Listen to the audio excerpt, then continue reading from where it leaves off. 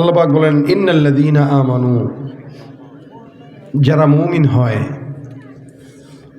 সহজ তরিকায় আসান তরিকায় জান্নাতে যাওয়ার সহজ পন্থার দুইটা আমল হচ্ছে ইন্নাল্লাযীনা আমানু, যারা মুমিন। আল্লাহ পাক বলেন ওয়া আমিলুস সলিহাত, যারা নেককার, কানাত লাহুম জান্নাতুল ফিরদাউস। এই দুইটা গুণ অর্থাৎ যে ইমানদার এবং নেককার, এই দুইটা গুণওয়ালা মানুষকে আল্লাহ পাক রব্বুল আলামিন জান্নাতুল ফিরদাউস দান করেন। একটু জবান খুলে বলেন সুবহানাল্লাহ। কৃপণতা হয়ে বসে থাকেন না। আমার শরীর অত্যন্ত দুর্বল, অত্যন্ত, আমি এটা বুঝাইতে পারবো না। অনেক আলোচকরা অসুস্থ হইলে মিস করে, তো আমি আল্লাহর ফজলে করবে আমার এত বছরে কোনোদিন শুধুমাত্র অসুস্থতার কারণে মাহফিল মিস করি নেই। এই জন্য আপনাদের সামনে আসছি। কথা বলতেছি বলে আপনারা সবল মনে করেন না, কিন্তু আপনারাও দুর্বল হয়ে বসে থাকেন না। আমি যে বলবো শুধু আমি না, আমার পরে শহীদ ভাই কথা বলবেন, যে আলোচকরাই কথা বলবেন। একটা মজমার সৌন্দর্য হইল বক্তার সাথে শ্রোতাদের স্বতঃস্ফূর্ত জবাব। শ্রোতারা স্বতঃস্ফূর্ত জবাব দিলে আলোচক কথা বলে শান্তি পায়। আর নয়তো যত ভালো আলোচক আনেন, আপনারা যদি কবরস্থানের মতো আর মহিলাদের মতো নিরিবিলি বসে থাকেন, আলোচকরা কথা বলে শান্তি পাবে না। এই জন্য আমার থেকে আপনারা অনেক কিছু নিতে পারেন যদি আপনাদের স্বতঃস্ফূর্ত জবাব থাকে। আর যদি আপনারা দুর্বল থাকেন, তাহলে আমি দুর্বল, আরও বেশি দুর্বল হয়ে যাব। জানি না আপনারা কতটুকু বুঝছেন, এখনও চুপচাপ। এই ভাই, কখনো মনিটর এত ক্লোজলি দেয় না। নামান, নিচে নামান, এই দুটারে নিচে নামান, নামান। বেশি কাছাকাছি হয়ে গেছে। এত ক্লোজ ছোট স্টেজে মনিটর এভাবে দেয় না, হামিং খাবে। নামান, নাকি বোঝেন না আমার কথা আপনি? আগেই বলছিলাম এই স্টেজ ডাবল হইলে তখন দিতেন, ঠিক ছিল। এখন আপনি আওয়াজ বাড়াইলে আপনার গেইন খাবে। নিচে নামায় সামনে দেন, নামাই দেন, নিচে নামাই দেন, যেমন আছেন নামাই দেন, আলগায় নামাই দেন। তা আমরা একটু শেষ পর্যন্ত যারা থাকবো আওয়াজ টাওয়াজ দিব ইনশাআল্লাহ। কথা বলেন, আওয়াজ দিবেন ইনশাআল্লাহ। বলেন ইনশাআল্লাহ, সুবহানাল্লাহ, আলহামদুলিল্লাহ, আল্লাহু আকবার। আরো জবান খুলে আল্লাহু আকবার।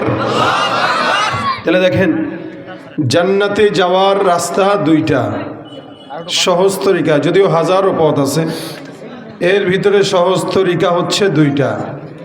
হ্যাঁ, এদিকে ফিরে দেন, একদম আমাদের কানের দিকে দেন। হ্যাঁ, ব্যাখ্যা করেন। এই তো, এবার এটাকে দেন এই জায়গায়, এটাকে দেন এই জায়গায়।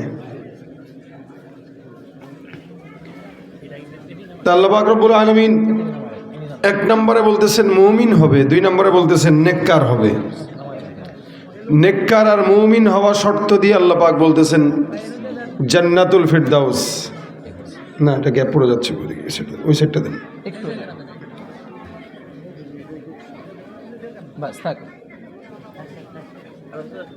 দেন, এবার মনিটর বাড়ায় দেন।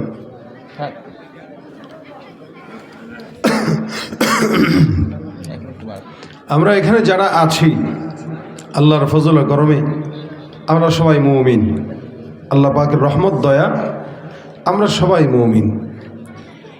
এই দুনিয়াতে একটা চোর, একটা বাটপার, একটা সিটার, একটা দুর্নীতিবাজ, একটা সন্ত্রাস, সেও নিজেকে মুমিন দাবি করে। যত গুনাহগার হোক, নিজেকে মুমিন দাবি করতে পছন্দ সবাই করে।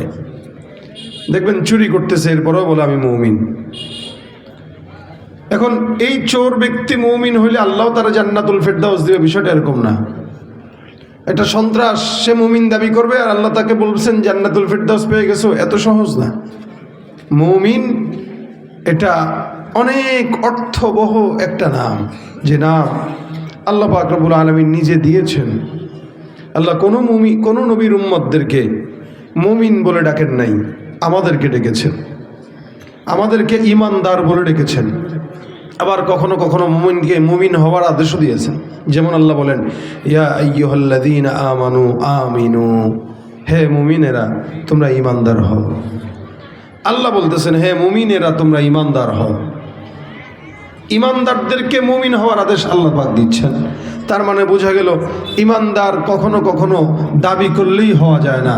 মুমিন হওয়ার জন্য কিছু গুণ লাগে, শর্ত লাগে। কি বলেন? কিছু শর্ত লাগে। এমনি বললেই আমি বললাম যে আমি মুমিন হয়ে গেলাম, এত সহজ? অথচ 24 ঘন্টা গুনাহ করতেছে। আমি বললাম মুমিন হয়ে গেলাম এত সহজ? 24 ঘন্টা জেনা, ব্যভিচার, দুর্নীতি, সুদ, ঘুষ সব করতেছে। এই জন্য আল্লাহ বলেন আল্লাযীনা ইউমিনুনা বিল গায়ব, অদৃশ্যের প্রতি যারা বিশ্বাস করে তারা হলো মুমিন। ইমানদারদের 1 নম্বর গুণ থাকবে, তারা আল্লাহকে না দেখে বিশ্বাস করবে। এটা ইমানদাররা আল্লাহ পাক রব্বুল আলামিনকে না দেখে, আল্লাহর নবীকে না দেখে, ফেরেশতা না দেখে, জান্নাত জাহান্নাম না দেখে সমস্ত কিছু বিশ্বাস করার নাম ঈমান। ছোটবেলায় আপনারা পড়েছেন আমানতু বিল্লাহি ওয়া মালাইকাতিহি ওয়া কুতুবিহি ওয়া রাসূলিহি ওয়াল ইয়াউমিল আখির ওয়াল কদরি খাইরিহি ওয়া শাররিহি মিনাল্লাহি তাআলা ওয়াল বাসি বা'দাল মাউত। আল্লাহ পাক রব্বুল আলামিনের উপর ঈমান আনা, নবীর উপর ঈমান আনা, রাসূলের উপর ঈমান আনা, কিতাবের উপর ঈমান আনা, ভাগ্যের ভিতরে ভালো মন্দ যা কিছু আছে সব কিছুর উপর ঈমান আনা, এগুলো হলো মুমিনের কাজ।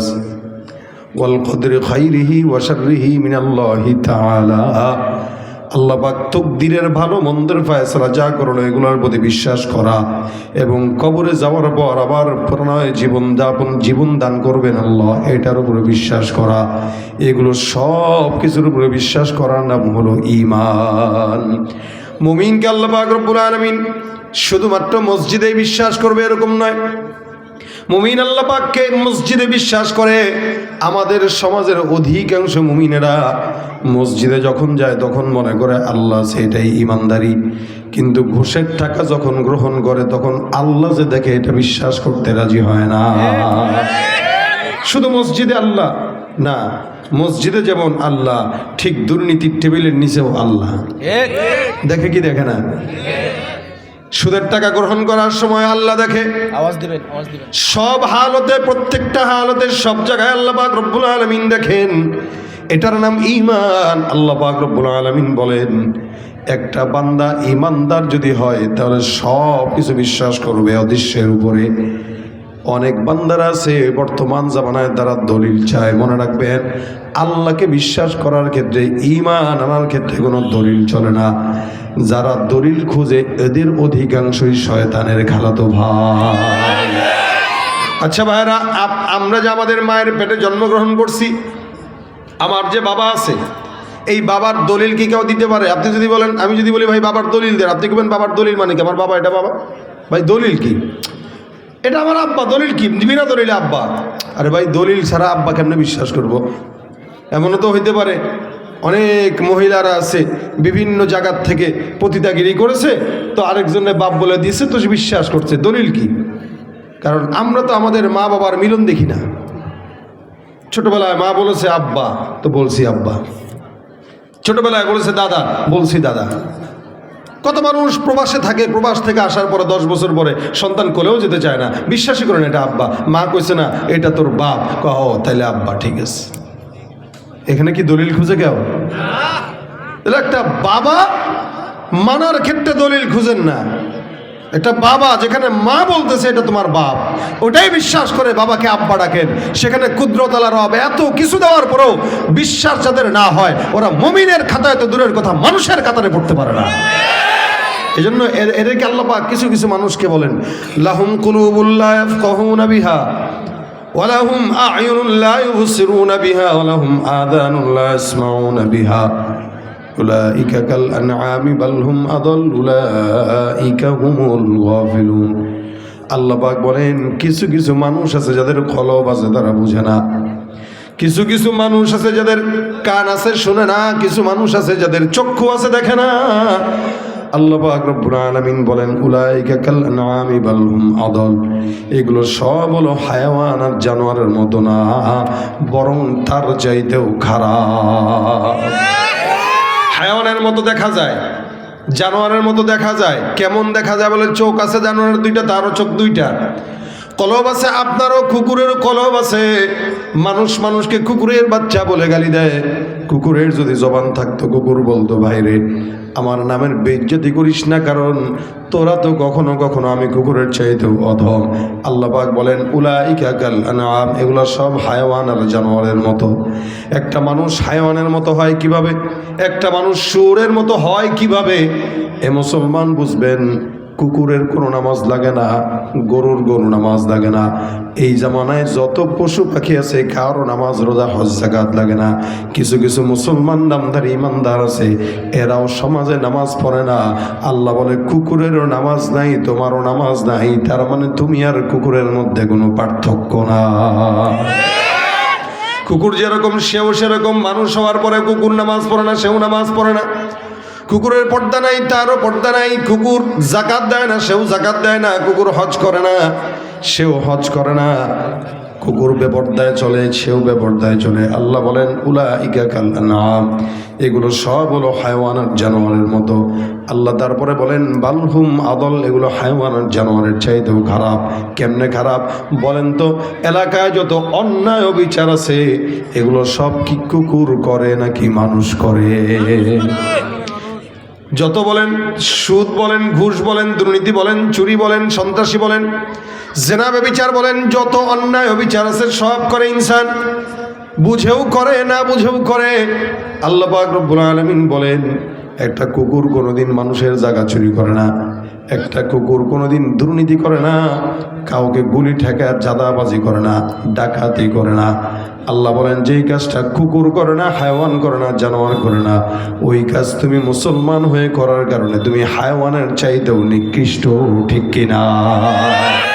তুমি নবীর উম্মত দাবি করো, সুন্নাহ মানো না, নবীর অপমানে তোমার হৃদয় কাঁদে না। তুমি নবীর উম্মত দাবি করো, সুন্নাহ মানো না, নবীর অপমানে তোমার হৃদয় কাঁদে না।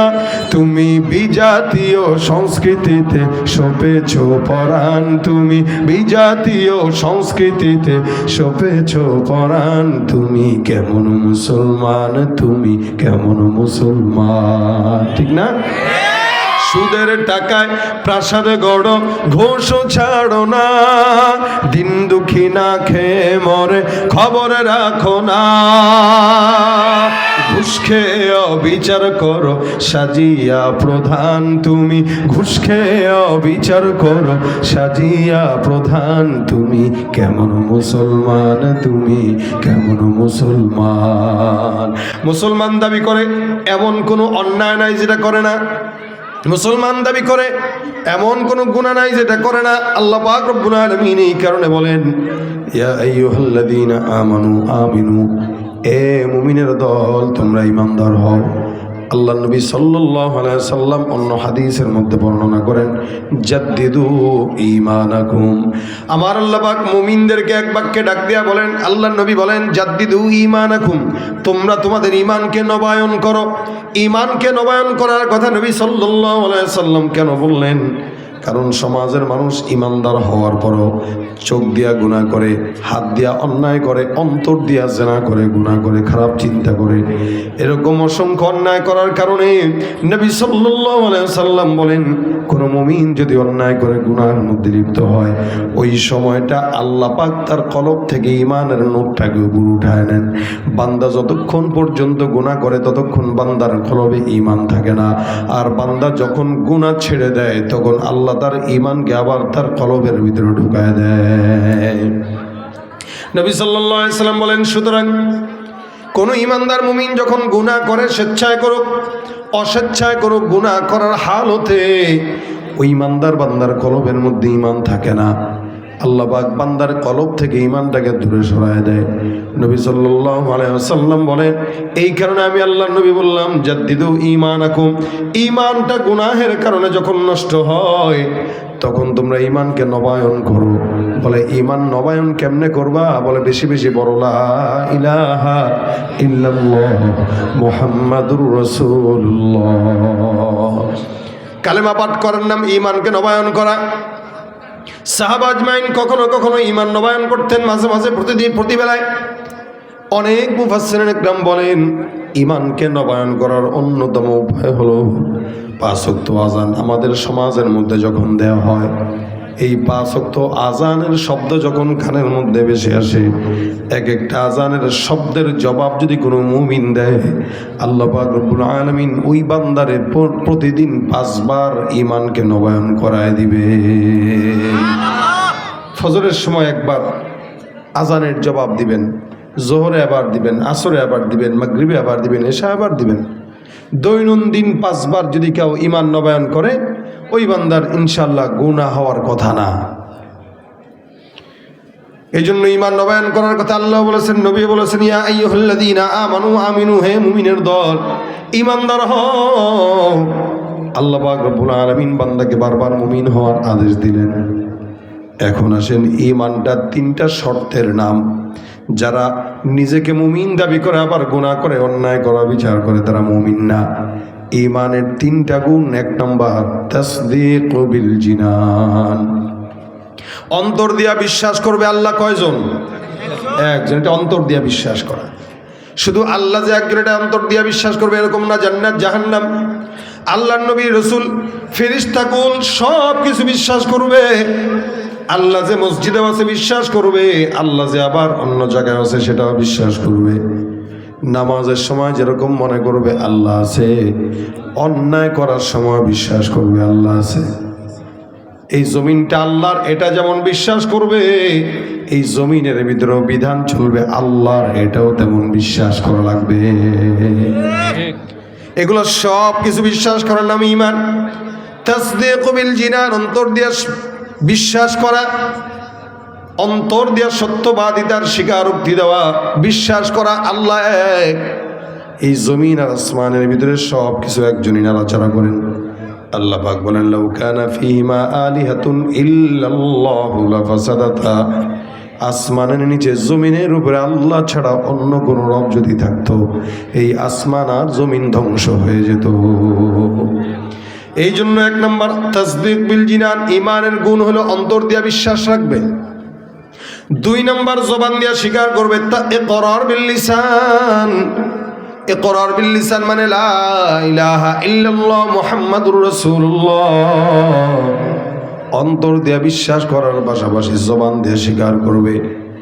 জবানের স্বীকারোক্তির অনেক দাম। কোন মুমিন জবান দিয়া যত এলোমেলো চিন্তা করুক না কেন, যতক্ষণ মুখ দিয়া বলবে না ততক্ষণ তার গুনাহ লেখা হবে না। আপনার মাথায়, আপনার দেমাগে অনেক চিন্তা আসতে পারে যে এই সেই আল্লাহ, এই দুনিয়ার অবস্থা, মানে বিভিন্ন গুনাহের চিন্তা আসতে পারে। ততক্ষণ পর্যন্ত লেখা হবে না যতক্ষণ কাজ না করবেন অথবা মুখ দিয়া না বলবেন। কয় না, মন্ডয় চাইতেছে গালি দিয়ে ইচ্ছা মতো একটা, তা দেয় না কেন? গুনাহ হবে। মন চাইতেছে, মনের ভিতরে আছে, দেয় না। যতক্ষণ দিবে না ততক্ষণ মন কোটি কোটি বার চাইলেও কোনো সমস্যা নাই, কিন্তু যখন দিয়ে ফেলছে একবার দিলেই শেষ। এই জন্য ইকরার বিল লিসানের দাম আছে অনেক। জবান দিয়ে স্বীকার করা, জবান দিয়ে কি করা? স্বীকার করা। সারা জিন্দগি একটা মেয়েরে চিনেন না, কিন্তু বাবা মা পছন্দ করা করে বলো কবুল, আপনি বললেন খালি এতটুকুন একটা শব্দ কবুল। এই জবানের একটা কবুল স্বীকারোক্তি একটা হারাম সম্পর্ককে হালাল বানায় দিল। আবার 50 বছরের একটা দীর্ঘ সম্পর্ক, এটা হালাল ছিল, খালি জবানের একটা শব্দ স্বীকারোক্তি তালাক, এতটুকু শব্দের মাধ্যমে সারা জিন্দগির জন্য হারাম হয়ে গেল। জবানের স্বীকারোক্তির দাম অনেক। এই জন্য ইকরার বিল লিসানের অনেক দাম। জবান দিয়া স্বীকারোক্তি করা। জবান এটা যখন মানুষের হুঁশ না থাকে তখন সম্মানও থাকে না। এই জন্য আল্লাহ রাসূল বলেন, তুমি তোমার জবান এবং লজ্জাস্থানের গ্যারান্টি দাও, আমি নবী তোমাকে জান্নাতের গ্যারান্টি দিয়ে দিলাম। জবানের অনেক দাম, জবানের অনেক দাম। জবান দিয়া খালি স্বীকারোক্তি দিয়ে দিবেন তো ইসলাম কবুল হয়ে গেছে। সারা জিন্দিগি অন্যায় করছেন, অবিচার করছেন, খালি লাস্ট জীবনে সে বলবেন লা ইলাহা ইল্লাল্লাহ মুহাম্মাদুর রাসূলুল্লাহ, এতটুকুন স্বীকারোক্তির কারণে বাস জান্নাতি হয়ে গেছে। জবান দিয়া না বললে নিয়ত হয় না। আপনি নিয়ত করবেন যে আমি অমুক করবো, নিয়ত করছি, তো বলছেন তো নিয়ত করছেন, কাজ করা লাগে নাই, নিয়তের কারণে সওয়াব লেখা হয়ে গেছে। জবানের অনেক দাম। জবান দিয়া স্বীকার করছেন আল্লাহ এক, জবান দিয়া স্বীকার করছেন নবী এক। এটা হলো ঈমানের 2 নম্বর গুণ, ইকরার বিল লিসান। নবীর চাচা আবু তালেব রাসূলকে এত মহব্বত করতেন, হাজার কোটি কোটি মহব্বত করার পরেও আল্লাহ নবী সাল্লাল্লাহু আলাইহি ওয়াসাল্লাম মৌতের সময় আবু তালেবের কানে কানে ডাক দেয়া বলেন, চাচা একটা বারের জন্য আপনি আমাকে জবান দিয়ে খুলে পড়ায় দেন লা ইলাহা ইল্লাল্লাহ, এটা আমার জবান দিয়ে একটু বলে দেন, আপনার জবান দিয়ে বলেন। আবু তালেব বলে, এ মুহাম্মদ, তোমাকে আমি এত বিশ্বাস করি, তবে জবান দিয়ে স্বীকার করতে পারবো না। জবান দিয়ে যদি স্বীকার করি তাহলে এটা হবে না। যার কারণে আবু তালেব নবীকে সারা জিন্দেগি মোহাব্বত করার পর জবান দিয়ে স্বীকারোক্তি না করার কারণে আল্লাহ পাক তাকে সারা জিন্দেগির জন্য জাহান্নাম দান করে দিয়েছেন। কিন্তু জবান দিয়ে একবার যদি স্বীকারোক্তি করত, সারা জিন্দেগি কাফের থাকা অবস্থায় আল্লাহ পাক তাকে জান্নাত দিত কি দিত না? স্বীকারোক্তি। এই জন্য জবান দিয়ে স্বীকারোক্তি করা, লা ইলাহা ইল্লাল্লাহ মুহাম্মাদুর রাসূলুল্লাহ। মনে রাখবেন, ইমানটা এমন একটা সম্পদ, যেই সম্পদ টাকা না থাকলেও কি, ক্ষমতাও না থাকলেও কি, যার ইমানের সম্পদ আছে তার দুনিয়ার আর কোনো সম্পদের দরকার নাই, ঠিক কিনা? নাই বা পেলাম অর্থ করি, নাই বা পেলাম ঘর, নাই বা পেলাম সুখের দেখা, হোক না আপন পর, পথের দুলায় জীবন আমার হোক ধূসর মলিন, অনাহারে অনাদরে যাক না কেটে দিন, তবু দুঃখ আমার নাগাল কভু পাবে না হৃদয়, সব হারালেও তাও করি না নিঃস্ব হবার ভয়, আমি মুসলমান আমার ধন হলো ঈমান, ঈমানে নূরের রৌশনীতে দীপ্ত আমার প্রাণ, ঠিক কিনা? ঈমান থাকলে আর কোনো টেনশন আছে ভাই? ঈমানের 2 নম্বর গুণ ইকরার বিল লিসান। বলেন ঈমানের 2 নম্বর কি? জবান দিয়া স্বীকারোক্তি করা। জবান দিয়া 1 নম্বর অন্তর থেকে বিশ্বাস করা, 2 নম্বর জবান দিয়া স্বীকারোক্তি করা, 3 নম্বর আমল বিল আরকান। শরীয়তের যত হুকুম আহকাম বিধি নিষেধ আছে সব কিছু পুঙ্খানুপুঙ্খানু মানার নাম হলো ঈমান। আমাদের দেশে অন্তর দিয়া বিশ্বাস করার লোক আছে, জবান দিয়া স্বীকার করার লোকও আছে, কিন্তু আমল দিয়া পরিপূর্ণ করার লোকের বড়ই অভাব। যার কারণে ফজরের নামাজের মুসল্লির দিকে তাকাইলে মনে হয় এ দেশে কোনো ঈমানদার নাই, সব হলো নাস্তিক। আর জুমার নামাজের দিকে তাকাইলে মনে হয় এদেশে কোনো নাস্তিক নেই, সবই ঈমানদার। কি বলেন, ঠিক না? 5 তলা মসজিদ ভরে যায়, 4 তলা মসজিদ ভরে যায়, কিন্তু ওদিক দিয়ে ফজরের নামাজে 5 জনও খুঁজে পাওয়া যায় না। এই হলো মুসলমানের হালত।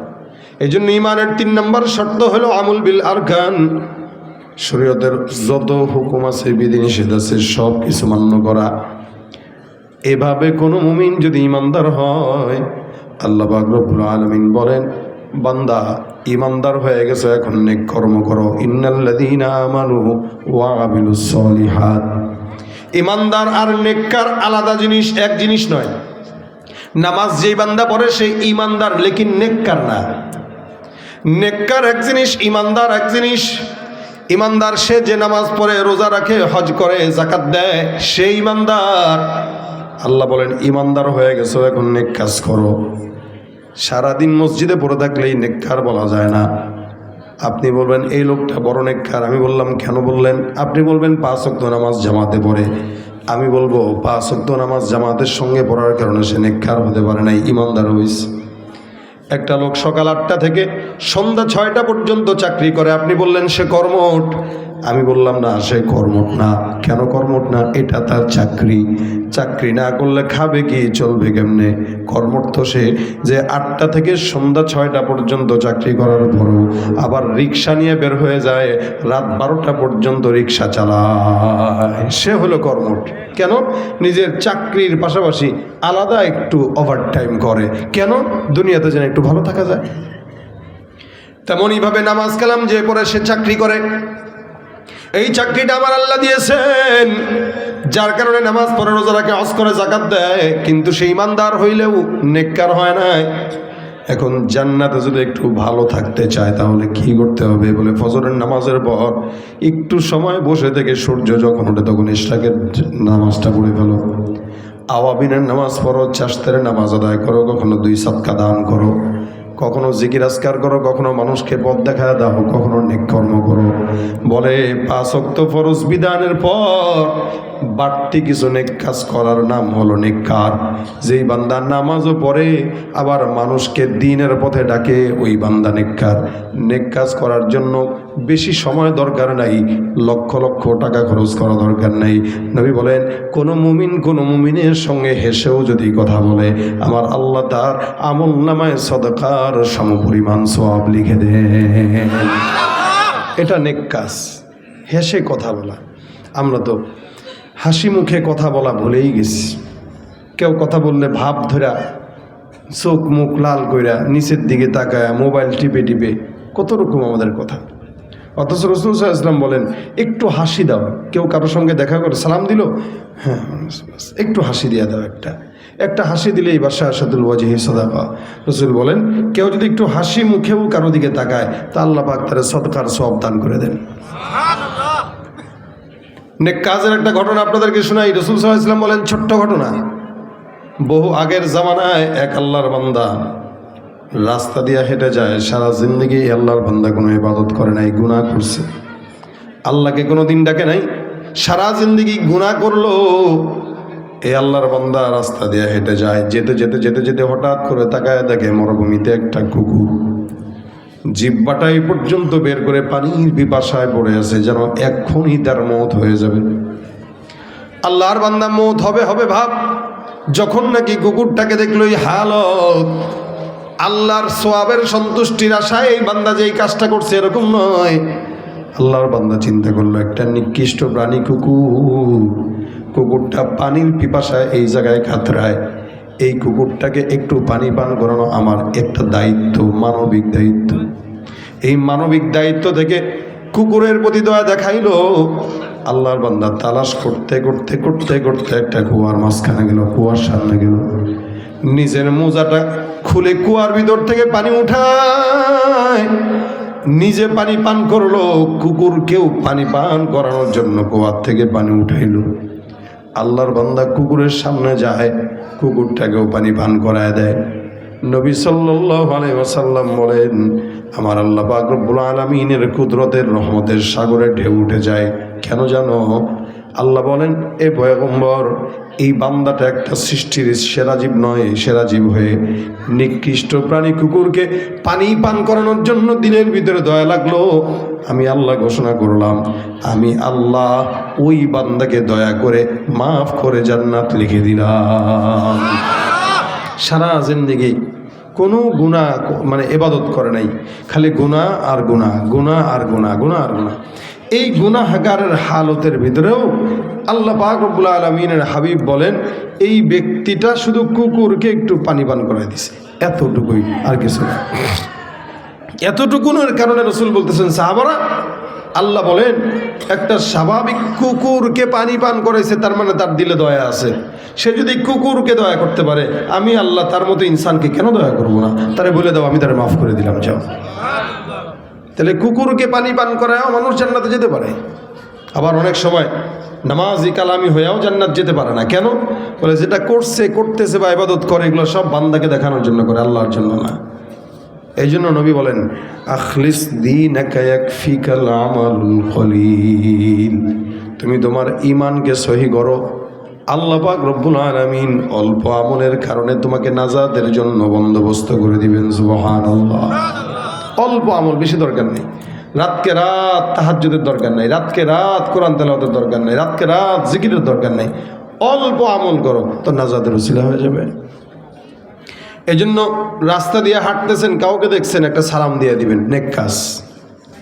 কোনো একটা মুরব্বী বয়োজ্যেষ্ঠকে হেঁটে যেতে দেখতেছেন, তো তাকে হাতের ভিতরে একটা মনে করেন 5 কেজি ওজনের বাজারের ব্যাগ আছে, আপনি বলবেন কাকা দেন ব্যাগটা, আমি একটু আলগায় দিই। কই যাবেন? ওই 1 কিলোমিটার দূরে, দেন ব্যাগটা একটু নিয়ে নিজে একটু হেঁটে আরেকজন মুরব্বীর বোঝাটা একটু আগায় দেন। আপনি দুনিয়াতে কারো বোঝা আগায় দিবেন, আল্লাহ পাক আপনাকে জান্নাতে যাওয়ার জন্য গুনাহের বোঝা আল্লাহ নিজে আদায় দিয়া তারপর আপনাকে জান্নাত দিয়ে দিবে। আপনি কারো বোঝা বহন করবেন তো আল্লাহ আপনার বোঝা বহন করে দিবে, শেষ। দুনিয়াতে আপনি হয়তো 5 কেজি ওজনের বোঝা বহন করছেন, আল্লাহ পাক জাহান্নামে আপনার সমস্ত কোটি কোটি গুনাহের বোঝা বহন করে দিয়ে দিবে। কিন্তু আপনাকে তো আগে দিতে হবে। এই জন্য নিয়ত করেন।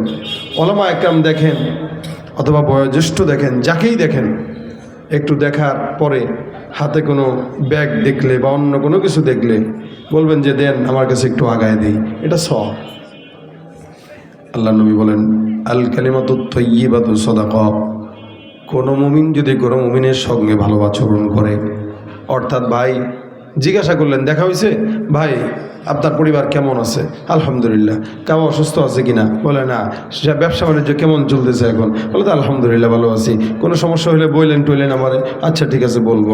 এই যে একটুখানি কনভারসেশন, একটু কথোপকথন, এতটুকুনের বরকতে আল্লাহ পাক রব্বুল আলামিনের হাবিব বলেন সদকার সওয়াব মিলে যায়। আল কালিমাতু তাইয়্যিবাতু সাদাকা, নেক কথা বলা, মানুষের সঙ্গে একটু উত্তম কথা বলা, এগুলো সদকার সওয়াব। তাহলে সমাজে আমরা নেক কাজ করি না, আমরা নেক কাজ ছেড়ে দিচ্ছি। কোনো মানুষ অটোতে উঠলেন, দুপুরবেলা আপনার বাসায় নামবেন, আপনি চিন্তা করলেন যে দেখ মুরব্বী মানুষ, জিজ্ঞেস করি খাইছে কি খাইছে না। আপনি যদি জিজ্ঞাসা করেন বাবা খাইছেন, যদি বলে না খাই নাই, তো চলেন আমার বাসায় তো একটু ডাল ভাত কিছু রান্না করা আছে, আপনি সহ একটু বাসার ডাল ভাতটা খাই। একটা রিক্সাওয়ালা, একটা ভ্যান চালক, এরকম একটা মানুষকে যদি আপনি মন থেকে একটু খাবার মেহমানদারি করান, বলেন তো এটা সোয়াব না গুনাহ? এই যে রমজান আসতেছে, সোয়াব কামানোর মাস রমজান। রমজান হচ্ছে বান্দার আমলের গাছ থেকে ফল পেড়ে খাওয়ার মাস। একটা রজব, শাবান, রমজান। আল্লাহুম্মা বারিক লানা ফি রজব ওয়া শাবান ওয়া বাল্লিগনা রমাদান। নবী দোয়া শিখিয়ে দিয়েছেন। আমরা তো নির্বাচনের কারণে রমজানকে কই যে রাখছি আল্লাহ মাবুদ জানে। রমজান যে এবার কী হয় আল্লাহ ছাড়া কেউ জানে না। কিন্তু অন্যান্য বছর কিন্তু এই সময়টা একটা রমজানের আমেজ আমাদের দিলে কাজ করতো। এবার আর রমজানের কথা মনেও নেই পাবলিকের। এখন থেকে চিন্তা করেন রমজান আসতেছে। রজব মাসটা হইল আমলের গাছে চারা লাগানোর মাস, আমলের চারা লাগানোর গাছের মাস। মানে আমলের গাছের চারা লাগাবো রজবে। মুফাসসির একরাম বলেন আমলের গাছের চারায় পানি দেব শাবানে, তো এটা একটু একটু বড় হবে। আর যখন বড় হবে রমজান আসবে, তো তখন আমলের ফলগুলো পেড়ে পেড়ে পকেটে ঢুকাবো। অর্থাৎ নফল ইবাদত করবো তো আল্লাহ পাক ফরজের সমপরিমাণ সওয়াব দান করবেন। ফরজ করবো তো আল্লাহ পাক 70 থেকে 700 গুণ বৃদ্ধি করে সওয়াব দান করে দিবেন। আমরা রমজান আসতেছে, নিয়ত করব প্রতিদিন নেক কাজ করব। একটা হোক, 2টা হোক, 10টা হোক, 20টা হোক, নেক কাজ করবেন প্রতিদিন। প্রত্যেক দিন একজনকে একটু ইফতারি করাবেন। কি দিয়া? বলে খেজুর দিয়া। কি দিয়ে? একটু বুট দিয়ে। কি দিয়ে? একটু মুড়ি দিয়ে। এখন তো খেজুর, মুড়ি, এরপরে ফল ফলাদির আইটেম 5টা না থাকলে ইফতার কোনো বাসায় দিলে কয় ফকির নি আমার ইফতার দিতে এসে, মনে হয় আমি না খেয়ে আছি। অথচ একটা রোজাদারকে একটু পানি পান করায় ইফতার করাইলেও ওই রোজাদার অবস্থায় যে সোয়াব পাইল, সেম সোয়াব আল্লাহ পাক যে তারা খাওয়াইলো তারা দান করে দেবেন। অর্থাৎ আপনার 2টা রোজার সোয়াব হবে, একটা আপনার আর একটা যারে পান করাইছেন তার। একটু পানি হইলেও তোমরা খেজুর মেহমানদারি করো, এটা খেজুর হইলেও তোমরা খাওয়াও। এটা রাসূল সাল্লাল্লাহু আলাইহি ওয়াসাল্লামের আদেশ। এই জন্য রমজান আসতেছে, একটু বেশি বেশি মানুষকে মেহমানদারি করাবো। রমজান আসতেছে, এটা মাথায় নেব না যে তরমুজ দেওয়া লাগবে, আম দেওয়া লাগবে, কাঁঠাল দেওয়া লাগবে, লিচু দেওয়া লাগবে, ফল ফলাদি দেওয়া লাগবে। না, এটা দরকার নেই। আপনি একটা খেজুর দেন, একটু পানি দেন, একটু বুট দেন, একটু মুড়ি দেন, সুন্নত পালন নিয়তে পাঠান। এখন সে কি মনে করলো এটা তার হিসাব। সে ফকির মনে করলো, সে নিজে ফকির, আপনি না, আপনি সওয়াব কামাইছেন। একটু দুধ খাওয়ান। রাস্তায় যে সমস্ত পথচারীরা হাঁটে, অনেক সময় পথচারীরা রোজা রাখা অবস্থায় দেরিতে পৌঁছে বাসায় তো ইফতার করতে পারে না। আপনি দেখেন এরকম কেউ আছে কিনা, আপনি তার হাতে একটু ইফতার ধরায় দেন। এগুলো নেক কাজ। রাস্তা দিয়ে হাঁটতেছেন, একটা কি বলে কলার ছলকা পড়ে আছে। রাসূল বলেন ইমানের 70টার বেশি শাখা আছে। আদনাহা ইমাতাতুল আদা আনিত তরিক। ইমানের 70টার বেশি শাখার ভিতরে সবচেয়ে নিম্ন শাখা হইল রাস্তা থেকে কাটা দূর করে দেওয়া। কলার ছলকা পড়ে আছে, এটাকে সরায় দেন। একটু কাটা পড়ে আছে, এটাকে সরায় দেন। একটু ইটের টুকরা পড়ে আছে, একটা হুন্ডা যাচ্ছে, হুন্ডাওয়ালা ভাই এটার উপরে পড়লে ওর হুন্ডা স্লিপ খাবে, অ্যাক্সিডেন্ট হওয়ার সম্ভাবনা আছে, তা আপনি ওই ইটের টুকরাটা সরায় দেন। এগুলো নেক কাজ। এই নেক কাজ যদি আপনি করেন, আশা করা যায় ইনশাআল্লাহ আল্লাহ পাক কি বলেন, জান্নাতুল ফিরদাউস আপনার আমার জন্য অপেক্ষা করবে। সুবহানাল্লাহ। জান্নাতুল ফিরদাউস কেন দিবেন? আল্লাহ পাক নেককারদের জন্য জান্নাতুল ফিরদাউস রাখছেন, আর মুমিন মুত্তাকিদের জন্য আল্লাহ পাক শুধু জান্নাত রাখছেন। জান্নাত আর জান্নাতুল ফিরদাউসের পার্থক্য আছে। একটা মানুষের 5 তলা বিল্ডিং আছে, কিন্তু গেট ছোট, লিফট নাই, সিঁড়িতে টাইলস নাই, ঘরের রুমে টাইলস নাই। আরেকজনের লিফটও আছে, টাইলসও আছে, সব কিছু আছে। মানুষ পার্থক্য করে যে আরে এটা সুন্দর, এটা তেমন সুন্দর না। জান্নাতও এরকম। জান্নাতুল ফিরদাউস সবচেয়ে ভিআইপি এবং সুন্দর জান্নাত। আল্লাহ রাসূল সাল্লাল্লাহু আলাইহি ওয়াসাল্লাম বলেন, জান্নাতুল ফিরদাউসে নবী, সাহাবী, তাবেঈ, শহীদ এরা থাকবে। এবং জান্নাতুল ফিরদাউস এমন জান্নাত, যেই জান্নাতে আল্লাহ পাক রব্বুল আলামিনের আরশ পর্যন্ত মুমিনরা বসে বসে দেখবে। জান্নাতুল ফিরদাউসে আল্লাহ পাকের আরশ পর্যন্ত দেখা যাবে, বসে বসে আল্লাহর আরশ দেখবে। এই জন্য জান্নাতুল ফিরদাউস ভিআইপি জান্নাত, এটা আল্লাহর কাছে চাবেন। যেমন আমাদের ঢাকা শহরের গুলশান বনানীতে সমস্ত ভিআইপি মানুষরা থাকে, তাই বলে কি সবসময় ভিআইপিরাই থাকে? কিছু তো দুর্বলরাও থাকে। ভিআইপিদের পাশাপাশি রিক্সাওয়ালা আছে, ভ্যান চালক আছে, কাপড় ধোয়ে কাজের বুয়া আছে, মুচি আছে, তরকারিওয়ালা আছে। এরা কেন থাকে? এরা না থাকলে বড় লোকরা খাবার পাবে কই? ঘোরাঘুরি করবে কেমনে? দারোয়ান পাবে কই? তো গরিব ছাড়া বড় লোকের দাম নাই, যতই হেডাম দেখাক আমাদের সাথে। গরিব ছাড়া বড় লোকের কোনো দাম নাই।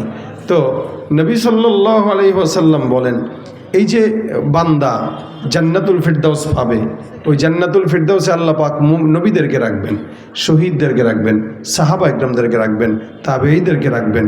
তা আপনি আমি যদি জান্নাতুল ফিরদাউস পেতে চাই, তাহলে আমাদেরকেও কখনো কখনো কিছু গরিব, মিসকিন, ইমানদার, দুর্বলদেরকে আল্লাহ পাক নবীদের সোহবতের থাকার কারণে জান্নাতে ঢুকায় দিবেন। নবীদের ঠেলা আমাদেরকেও ঢুকায় দেবে ইনশাআল্লাহ। এই জন্য আমরা প্রত্যেক দিন কমাস কম নেক কাজ করব। অন্তত 2টা হোক, 3টা হোক, 4টা হোক, যখন সময় হয় প্রত্যেক দিন একটা করে নেক কাজ করেন এবং লিখে রাখবেন যে আজকে আমি অমুক নেক কাজটা করছি। এই নেক কাজটা আপনি তারিখ সহকারে কি করছেন, কেন করছেন, এটা লিখে রাখবেন। তাহলে হবে কি, লিখে রাখার পরে আল্লাহ পাকের কাছে আপনি বলতে পারবেন, যদি কোনো দিন কোনো বিপদে পড়েন, আল্লাহর কাছে বলতে পারবেন, আল্লাহ আমি অমুক দিন একটা নেক কাজ করেছিলাম, ওই নেক কাজের উসিলায় আমার এই বিপদ থেকে তুমি আমার হেফাজত করো। নেক কাজের উসিলা দিয়ে চাইলে আল্লাহ পাক বান্দার বিপদ আপদ দূর করে দেয়। এই জন্য প্রত্যেক দিন কমাস কম 3টা, 4টা, 5টা যতগুলো পারি নেক কর্ম করবো ইনশাআল্লাহ। কথা বলে না? রাজি থাকেন, নিয়ত করেন যে প্রত্যেক দিন একজনের বোঝা আগায় দিব, একজনের জন্য একটু সহজ করব, একজনের সঙ্গে একটু হাসি মুখে কথা বলবো, একজনকে একটু দিনের দাওয়াত দেব, একজনকে একটু নামাজের কথা বলবো। হ্যাঁ, এইভাবে প্রতিদিন যদি নেক কর্ম করতে পারি, আশা করা যায় আমাদের সমস্ত আমল আল্লাহ পাক যদি ঘাটতেও থাকে, ওই ছোট ছোট নেক কাজের বরকতে আল্লাহ পাক আমাদেরকে জান্নাতুল ফিরদাউস দান করবেন ইনশাআল্লাহ। আল্লাহ যেন আমাদেরকে নেক কাজ করার তৌফিক দান করে, বলেন আমিন।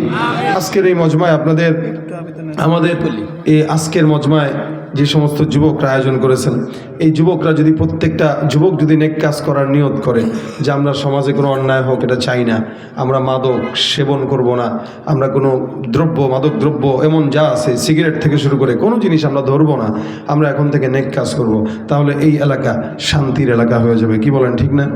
আল্লাহ পাক আমাদেরকে এই যুবকদেরকে নেককার হিসেবে কবুল করুক, আমিন।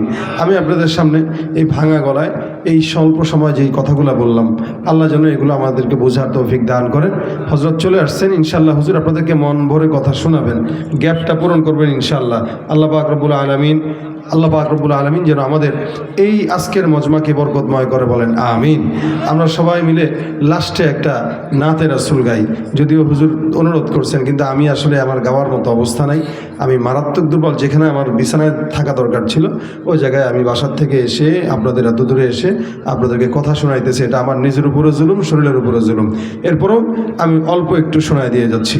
ইশকে নবী জিন্দাবাদ, ইশকে নবী জিন্দাবাদ ইশকে নবী, জিন্দাবাদ ইশকে নবী, জিন্দাবাদ। আমার মনের ভুবন জুড়ে উঠলো যখন চাঁদ, তারার মিছিল কোরাস ধরে বলল মোহাম্মদ। ঝিঝির দোলো দুরুদ সুরে নামলো খুশিরত দুপুরে, সেই খুশিতে জাগলো ধরা, চললো ক্ষমার পরম্পরা। মনের আকাশ আলো মনে দূর মদিনার চাঁদ। ইশকে নবী, ইশকে নবী, ইশকে নবী জিন্দাবাদ। ইশকে নবী, ইশকে নবী, ইশকে নবী জিন্দাবাদ। ইশকে নবী জিন্দাবাদ, ইশকে নবী জিন্দাবাদ, ইশকে নবী জিন্দাবাদ, ইশকে নবী জিন্দাবাদ। আসসালামু আলাইকুম ওয়া রাহমাতুল্লাহি ওয়া বারাকাতুহু।